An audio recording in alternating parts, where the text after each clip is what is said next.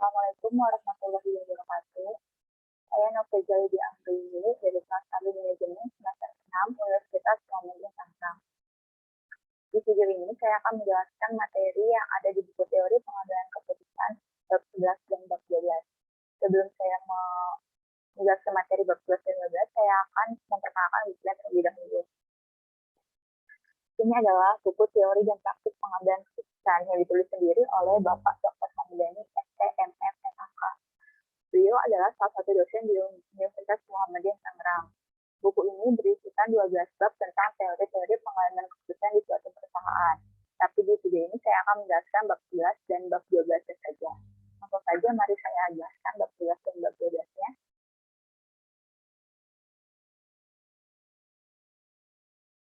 Nah, ini dia buku teori dan praktik pengambilan keputusan. Bab 11-nya itu tentang pengambilan keputusan dan analisis rasio keuangan. Di sini ada laporan keuangan. Laporan keuangan merupakan hasil akhir dari proses akuntansi yang digunakan sebagai dasar pengambilan keputusan bagi penggunanya. Laporan keuangan memberikan informasi tentang aktivitas operasional perusahaan dan sosial keuangan baik kepada pemilik, manajemen, ataupun pihak luar yang berkepentingan. Laporan keuangan itu ada beberapa macam. Yang pertama adalah laporan laba rugi, yang kedua adalah laporan neraca, yang ketiga laporan saldo laba, keempat laporan arus kas. Di laporan arus kas ini masing-masing akan menggambarkan arus kas yang masuk dan arus kas yang keluar, yaitu dari sumber dana ataupun penggunaan dana. Terus yang terakhir ada catatan kas laporan keuangan. Yang ke-B-nya ada analisis rasio keuangan. Rasio keuangan adalah pembandingan unsur-unsur dari laporan keuangan. Pihak-pihak yang berkepentingan dengan analisis laporan keuangan adalah manajemen, analisis kredit, dan analisis sekuritas. Di sini juga ada beberapa cara yang menganalisis rasio keuangan. Yang pertama itu ada analisis horizontal, analisis vertikal, atau yang terakhir adalah kombinasi dari analisis horizontal dan analisis vertikal. Di sini ada kasusnya, dan di sini ada contoh dari tabel laporan posisi keuangan. Ada aktiva lancar, total aktiva lancar, aktiva tetap, aktiva tetap. Terus yang kedua langsung aja ada laporan laba rugi. Ini tabel seperti ini. Ada laba kotor, beban operasional. Terus ini ada penjelasan yang rasio likuiditas adalah rasio yang menggambarkan hubungan kas perusahaan dan aktiva lancar lainnya terhadap utang lancar. Rasio ini juga disebut dengan rasio modal kerja lancar yang digunakan untuk mengukur likuiditas perusahaan. Terus di sini ada cara menghitung ukuran rasio itu. Rasio yang menunjukkan sejauh mana kewajiban-kewajiban jangka pendek dari para kreditor yang dapat dipenuhi dengan aktiva yang diharapkan akan dikonversi menjadi uang tunai dalam waktu dekat. Ada rumusnya yaitu aktiva lancar dikurang utang lancar. Berikut penjelasannya seperti ini. Soalnya tinggal dibaca aja seluruh di atas. Terus yang kedua ada quick ratio, yaitu rasio yang mengukur kemampuan perusahaan dalam melunasi kewajiban jangka pendek tanpa berkaitan dengan penjualan persediaan. Contohnya quick ratio, current assets dikurang inventory dibagi current liability, atau kas ditambah bank ditambah efek ditambah piutang dibagi current liability. Di sini ada contoh soalnya, nanti bisa dipahami aja. Yang ketiga ada inventory to net working capital, ya adalah rasio yang mengukur atau membandingkan antara jumlah persediaan yang ada dan modal kerja perusahaan. Di sini rumusnya ada inventory dibagi current asset dikurang current liability. Di sini ada contoh soalnya seperti ini. Dan selanjutnya ada kas rasio. Rasio yang mengukur seberapa besar uang kas setara dengan kas yang tersedia untuk membayar utang.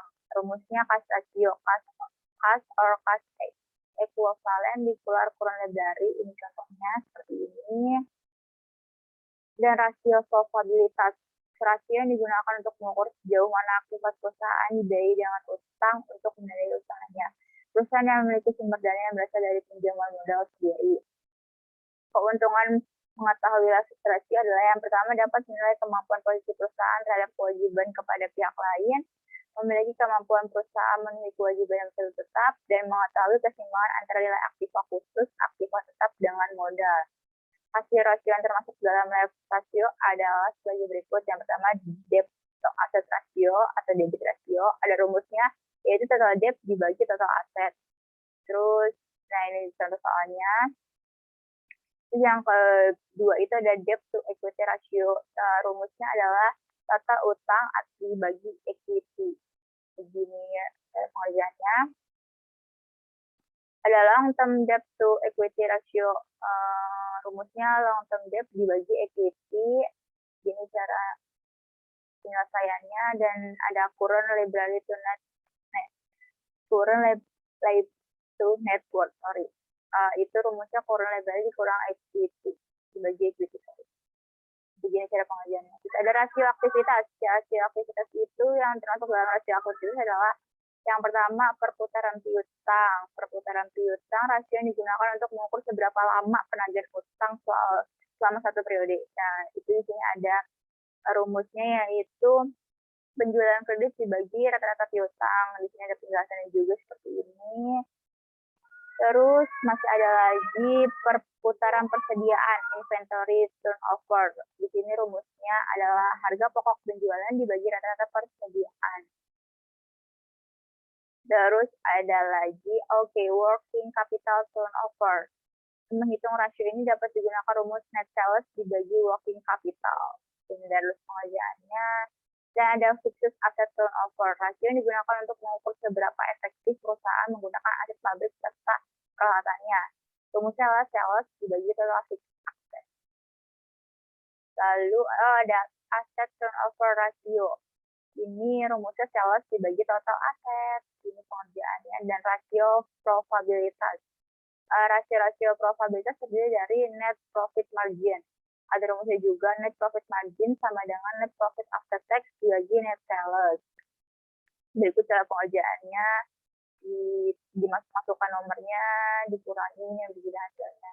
Lalu yang selanjutnya ada return of investment atau disingkat ROI. Rasio ini menunjukkan hasil return atas jumlah aktiva yang digunakan dalam perusahaan untuk suatu ukuran tentang efisiensi manajemen. Rumusnya ada net profit after tax dibagi total aset. Berikut cara pengerjaannya. Lalu ada return of equity ROE. Terdiri dari modal sendiri. Rasio yang digunakan untuk mengukur laba bersih sudah pajak dengan modal sendiri. Rumusnya ada net profit after tax dibagi equity. Lalu di bab 11 ini sudah selesai materi yang sampai sini. Ini rangkumannya. Berarti di bab 11 ini membahas tentang rasio-rasio dan laporan-laporan keuangan. Rasio keuangan dapat digunakan oleh manajer dalam mengambil sebuah keputusan melalui data rasio keuangan.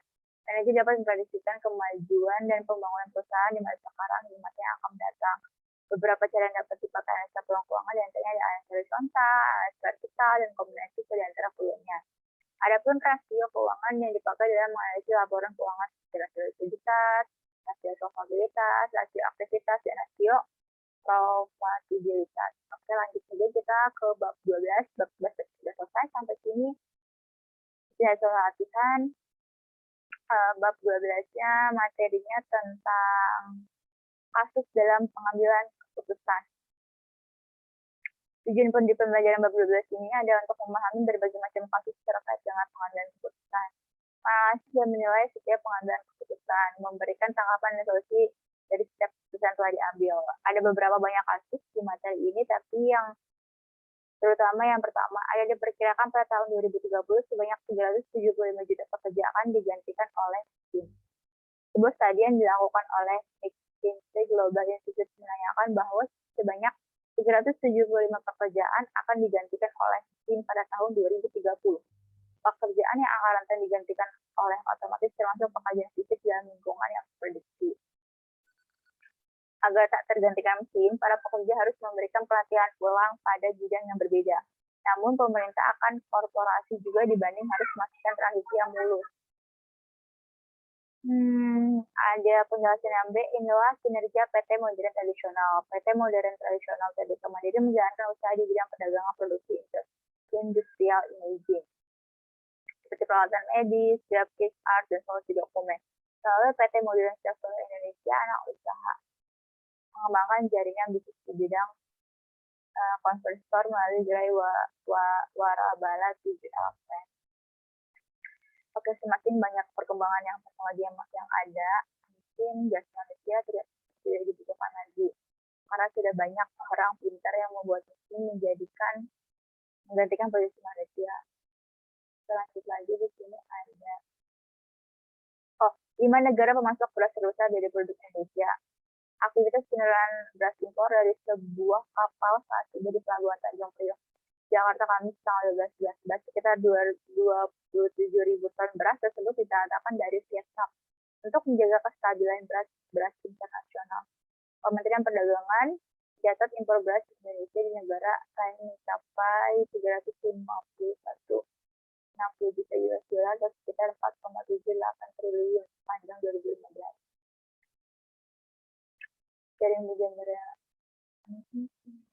Lalu ada kebijakan proteksi pemerintahan. Pemilihan presiden juga di Amerika Serikat pekan lalu memberikan kejutan. Kandidat dari Partai Republik Donald Trump berhasil mengalahkan saingannya Donald Trump. Terpilihnya Trump sebagai presiden Amerika Serikat yang baru langsung memberikan dampak terhadap perdagangan saham dan nilai tukar mata uang dolar di sejumlah negara termasuk di Indonesia. Pada perdagangan di pasar uang akhir pekan lalu, nilai tukar rupiah sempat melemah.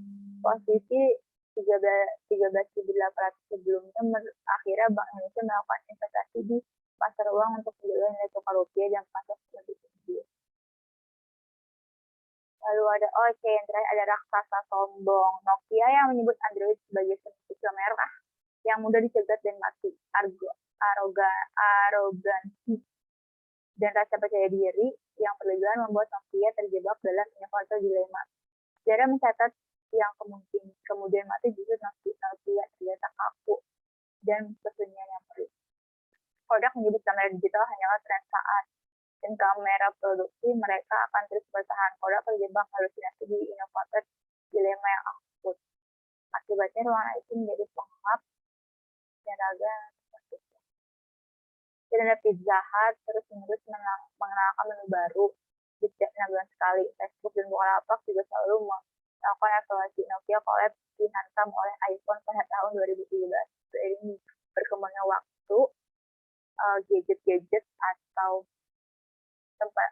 mulai bermunculan dan akhirnya yang lama punah. Seperti Nokia Collab dihantam oleh iPhone pada tahun 2017. Padahal produsen iPhone bukan perusahaan Telkom, namun di industri komputer. Orang dan majalah mati bukan karena sesama viralnya, namun karena Facebook dan sosial media lainnya. Remaja dan anak tak boleh lagi terkena atau Facebook karena sekarang sudah zamannya gadget. Jadi anak kecil pun sekarang bangun tidur sudah mulai pakai gadget.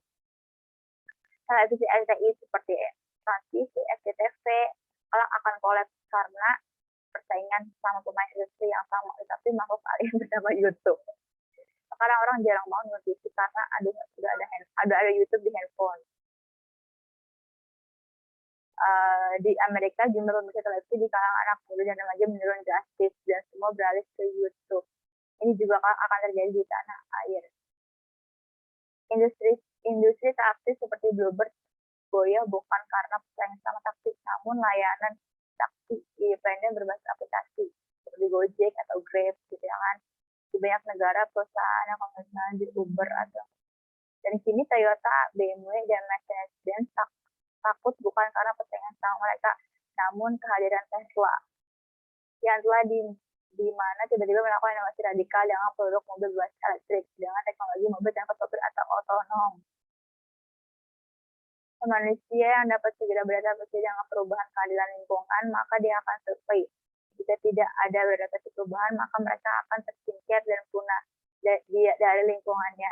Jadi perubahan dan kreatif adalah salah satu wujud syukur. Kuncinya adalah kerendahan hati dan mau belajar dan kelebihan orang lain juga merendahkan siapapun. Itu dia tadi yang ada di bab 12 tentang manusia yang akan digantikan oleh mesin jika tidak mau berkembang dan berusaha lagi. Mungkin segitu aja yang dapat saya sampaikan di bab 11 dan 12 kali ini.